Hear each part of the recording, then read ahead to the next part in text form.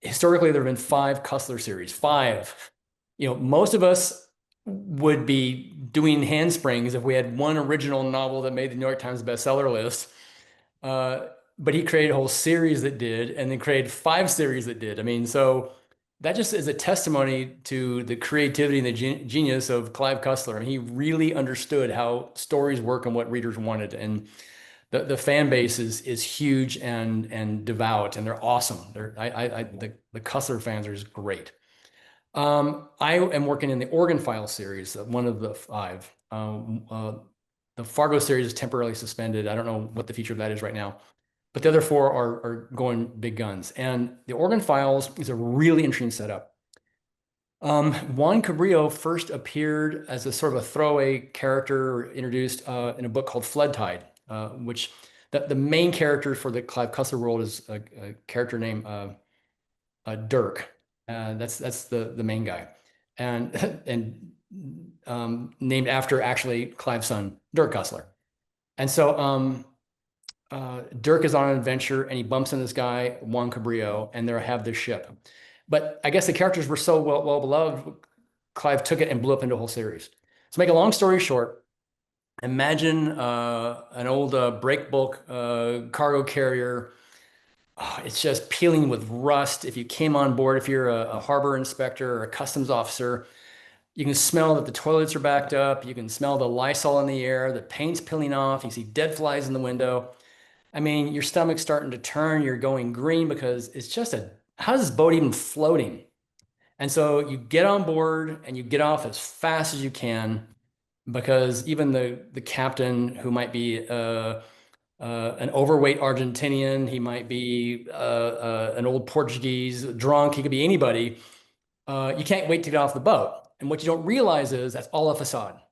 That Juan Cabrillo and his team, they dress up, and as soon as you're gone, they go off and do their thing. But below the decks is like a crazy supercomputer, massive weapons, this incredible, basically a Starship Enterprise inside of the hull of a freighter. It's just a brilliant setup because cargo freighters go all over the world. No one suspects them of anything. They actually do deliver and pick up stuff, but they can camouflage that boat as broken down or brand new if they want to. So you've got this great crew of people uh, carrying out what I guess you could say are like Mission Impossible kinds of missions.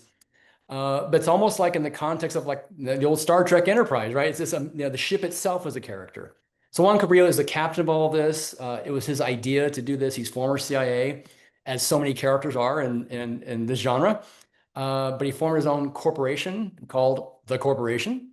And he gathered mostly former vets who are all very patriotic. They love their country, but they're mercenaries and they do all these jobs for money. They won't do any jobs that would hurt the interests of the American people. And so they won't do stuff for bad guys. But if it's going to, at least align with American interests, sometimes even it's for American interests, because sometimes the American government hires them to do things that the American government can't do.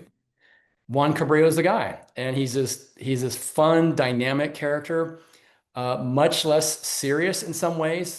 This is more adventure stories than it is straight up hardcore military techno thriller. But I think one of the reasons why Dirk Cussler asked me to come into the franchise was he wanted to bring more of that techno thriller, sort of Tom Clancy-esque kind of feel to it. So that's been one of my main imprints onto the series is maybe a little less adventure-y, a little more emphasis on espionage, a little more emphasis on tactical and kinetic warfare. But still, it's a lot of fun because I get to be a lot jokier. I get to have a lot more fun with these characters, and the world permits that. So I'll give you one example. In that book, Flood Tide, there was a battle and a Chinese destroyer fired shells, and Juan Cabrillo lost part of his leg. And so the Juan Cabrillo character now has, an artificial leg. Well, he has actually a number of artificial legs, including a combat leg. And one of the fun tropes of the series, and I just love this because it has bailed me out a couple of times. And as I've read my predecessors, it's bailed them out a lot of times. Juan gets stuck. He's in a place he can't get out. He's trapped. There's no way out. Well, guess what? He opens up the combat leg, and what do you need? A little bit of C4, a gun, pepper spray, So it's just an awesome device. And you have to be careful with it. You don't want to, you don't want to use it as a cheat code, but man, it has been fun to pull it out at exactly the right moment. And the readers invariably say, I'm so glad you brought the combat leg in, even though they know it's like, well, this is different. So the way that Clive set it up was pretty strong. You've got former Navy SEALs, you've got former the Special Operations Aviation Regiment is one a pilot from that unit. So a lot of military experience, former Rangers, lots of technical stuff. So as to use your language, there's plenty of badassery to be had. So if you need a sniper, we got it. You need hand-to-hand combat, we got it. Just go down the line. It's awesome. But if you keep falling back on those and just that, I think you lose something, right? It just becomes, it's familiar, it's not unique. And so putting those characters in different contexts where maybe they got to come up with different resources. So for example, in Quantum Tempest, my current book that's coming out on later this month, I've got Lincoln, who's a former Navy SEAL, and he's out there with Raven Malloy, and she is former Army military police. But they're down on the they're in the Darien Gap in Panama, and they're traipsing along with the people who are making their way north over what's called the Mountain of Death and what they call the Plug. Probably the most wild and dangerous piece of real estate on the planet, without exaggeration, because no roads, gangs, thieves, criminal types. I mean, prey on these poor people. I mean, hundreds have been dying every year. Hundreds of thousands have made this trek. Well, they're on a mission to find what looks like an Iranian Quds Force unit that might be out there. And but the problem is to get onto this trail, they have to pass through the cartel that controls it, and so no weapons. So they have to get out on this trail, and all of their, all their military background, which is with guns and, satellite phones and all this stuff, they basically have to improvise. And so it was really fun to put these two characters who are used to having mil-spec equipment and say, well, what do we do? Well, there's a stick, there's a rock, let's go. So that was a ton of fun. And so that's the kind of thing I do story after story, taking these highly skilled people, highly trained in certain weapon systems, and trying to take them out of that context, but still see what they can do. And it's just a ton of fun. The first piece of fiction, if you call it that I ever wrote, well, actually the first screenplay I ever wrote, I was 40 years old. And I had to teach myself how to do this. And I actually wound up taking a biography of someone I admired, because that person's life already had a shape to it. And so that gave me a story shape. And so I sort of learned the mechanics of screenwriting from that. And then I went on from there to do fiction stuff. I love screenwriting.